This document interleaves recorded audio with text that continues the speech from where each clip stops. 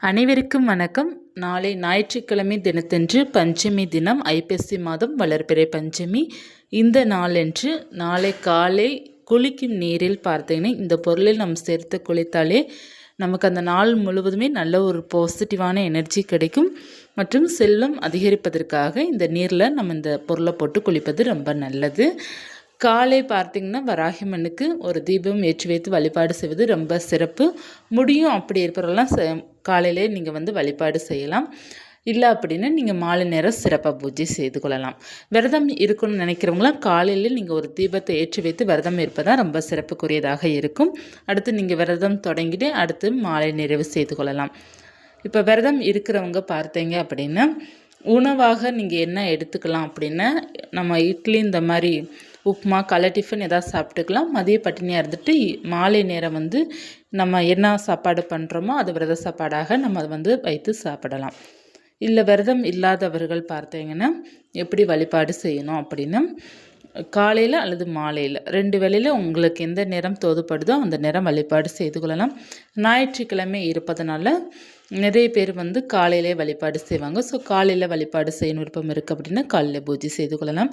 நீங்கள் குளிக்கும் நீர் ஞாயிற்றுக்கிழமை குளிக்கும் நீரில் பார்த்தீங்கன்னா ஒரு பக்கெட் தண்ணீர் பிடிச்சிட்டு அதில் 2 கல்லுப்பு போட்டுக்கோங்க. கொஞ்சமாக மஞ்சள் தூள் சேர்த்துட்டு ரோஸ் வாட்டர் கொஞ்சமாக சேர்த்துக்கோங்க.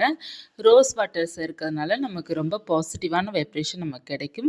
இந்த 3 பொருள் சேர்த்துக்கோங்க. துளசி இலை இருந்தால் கூட 1 சேர்த்துக்கோங்க. ஏன்னா துளசி இலை சேர்ப்பது அந்தளவுக்கு ரொம்ப நல்லது. நமக்கு உடம்புல இருக்கிற அந்த கெட்ட சக்தி அந்த இதெல்லாம் விலகிடும் சொல்லுவாங்க. அதாவது கெட்ட சக்தி அப்படிங்கிறது பார்த்தீங்கன்னா நெகட்டிவ் எனர்ஜி தான். நீங்கள் ஏதாவது நினச்சி பயப்படாதீங்க. நெகட்டிவான எனர்ஜி பார்த்தீங்கன்னா நமக்குள்ளேயும் ஒவ்வொரு நேரம் நெகட்டிவான திங்கிங் வரத்தானே செய்யும். ஸோ அந்த எண்ணங்கள்லாம் நமக்கு விலகும்.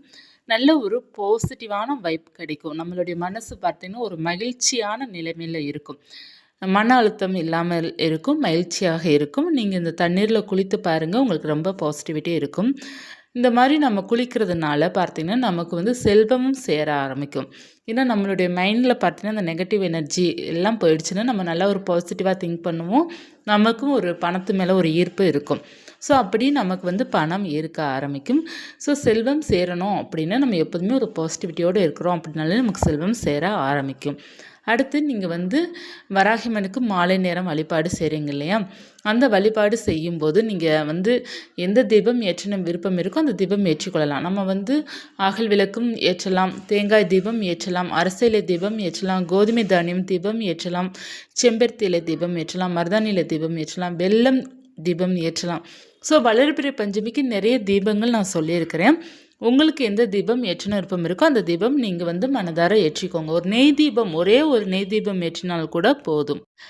இல்லை என்றால் நீங்கள் ஒவ்வொரு எண்ணெயும் சேர்த்து ஏற்றணும். அதாவது ஒரு விளக்கில் நல்லெண்ணெய், ஒரு விளக்கில் வேப்பெண்ணெய், ஒரு விளக்கில் மொத்தம் இந்த பஞ்சுக்கூட்டு எண்ணெய் சொல்லுவாங்க, அந்த மொத்தமாக கலந்த எண்ணெய் கூட நம்ம ஏற்றலாம், ரொம்ப நல்லது. தானிய தீபம் ஏற்றலாம்.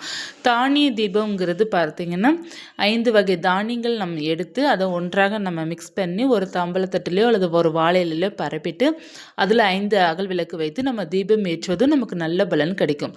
அந்த தானியத்தை நீங்கள் எடுத்து பறவைகளுக்கு தானம் கொடுக்கும்போது நமக்கு இருக்கிற அந்த பிரச்சனைகள், கடன், இந்த மாதிரி தொல்லைகள்லாம் நீங்க ஆரம்பிக்கும். நல்ல பலன் உங்களுக்கு கிடைக்கும். ஸோ பஞ்சமி தினம் வளர்பிறையாக இருக்கட்டும், தேய்பிறையாக இருக்கட்டும் ரொம்ப சிறப்புக்குரிய நாள்.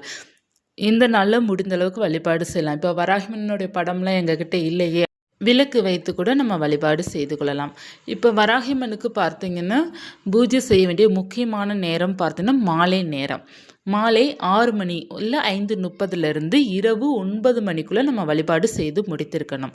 இப்போ இல்லை இரவு நேரம் எங்களுக்கு செட் ஆகலை, மாலை நேரம் செட் ஆகலை அப்படின்னா காலை பிரம்ம முகூர்த்த நேரம் அதிகாலை 4 மணிலேருந்து காலை ஒரு 9 மணிக்குள்ளே அல்லது 8 மணிக்குள்ளே நம்ம வழிபாடு செய்து முடித்திருக்கணும். ரொம்ப விசேஷமான நேரம்.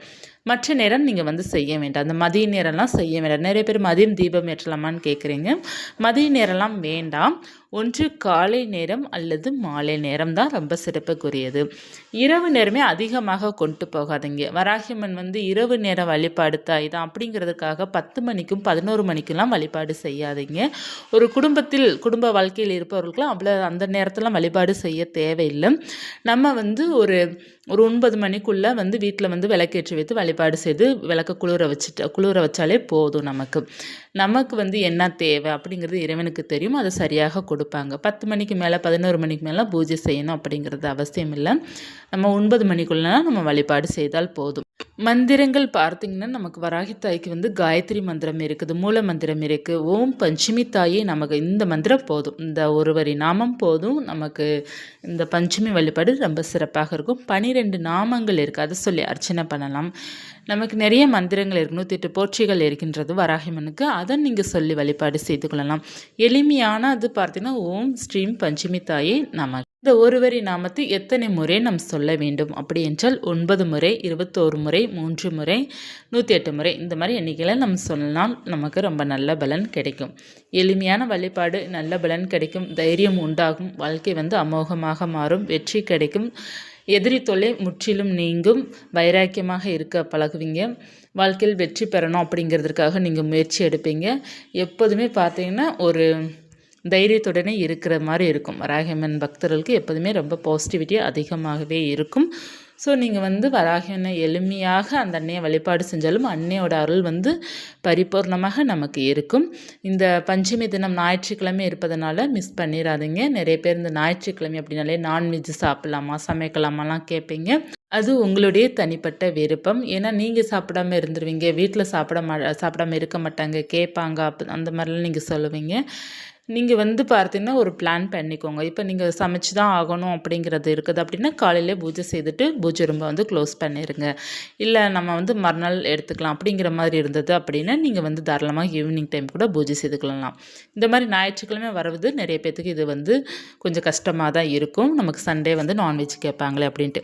ஆனால் இப்போதைக்கு வந்து யாரும் கேட்க மாட்டாங்கன்னு நினைக்கிறேன். ஏன்னா நமக்கு வந்து இந்த சஷ்டி போகிறதுனால எல்லாருமே விரதம் இருந்துகிட்ருப்பீங்க. ஸோ அதனால் வந்து ஒன்றும் பிரச்சனை இல்லை. நீங்கள் வந்து பார்த்துக்கோங்க, சூழ்நிலை எப்படி இருக்குன்னு பார்த்துக்கோங்க. சஷ்டி விரதம் இருப்பவர்களாம் நான்வெஜ் சமைக்க போகிறது கிடையாது. அதே போல் பார்த்திங்கன்னா உங்களுக்கு இல்லை நாங்கள் சஷ்டி விரதம்லாம் இல்லை, இந்த மாதிரி வீட்டில் வந்து அசைவம் கேட்பாங்க அப்படின்னா நீங்கள் காலையிலே பூஜை செய்துக்கோங்க. உங்களுக்கு விருப்பம் இருந்தால் நீங்கள் சாப்பிடலாம், அப்படி இல்லைன்னா பிரச்சனை இல்லை. ஸோ நீங்கள் வந்து ரொம்ப போட்டு குழப்பிக்க தேவை கிடையாது. ஞாயிற்றுக்கிழமை வருது அப்படின்னாலே நிறைய பேருக்கு குழப்பம் இருக்கும். குழப்பிக்க தேவையில்லை. நம்மளுடைய சூழ்நிலைக்கு ஏற்றப்போல் இருந்தால் போதும். இந்த பதிவு உங்களுக்கு பயனுள்ளதாக இருக்குன்னு நினைக்கிறேன். பஞ்சமி திதி அந்த நாள் முழுவதும் இருக்குது. அதனால் வந்து திதி நேரத்தை நினைக்க வேண்டாம். ஏன்னா திதி நேரம் சொல்லலைன்னு நினைக்கிறேன். நான் ஆல்ரெடி பதிவு கொடுத்துட்டேன். அதனால் இந்த பதிவில் நான் திதி நேரம் சொல்லாமல் விட்டுட்டேன். அதாவது அந்த நாள் அதிகாலை ஆரம்பித்து அந்த நாள் இரவு வரை நமக்கு அந்த மறுநாள் அதிகாலை வரை இருக்குது. ஞாயிற்றுக்கிழமை அதிகாலை ஆரம்பித்து திங்கட்கிழமை அதிகாலை வரை இருக்குது. நமக்கு முழுவதுமே பஞ்சமி தேதி இருக்குது, பிரச்சனை இல்லை. இந்த பதிவு உங்களுக்கு பயனுள்ளதாக இருந்தது லைக் பண்ணிக்கோங்க. இது போன்ற ஆன்மீக தகவல் தெரிந்து கொள்ளணும் அப்படின்னா சேனலை சப்ஸ்கிரைப் பண்ணி வச்சுக்கோங்க. நன்றி.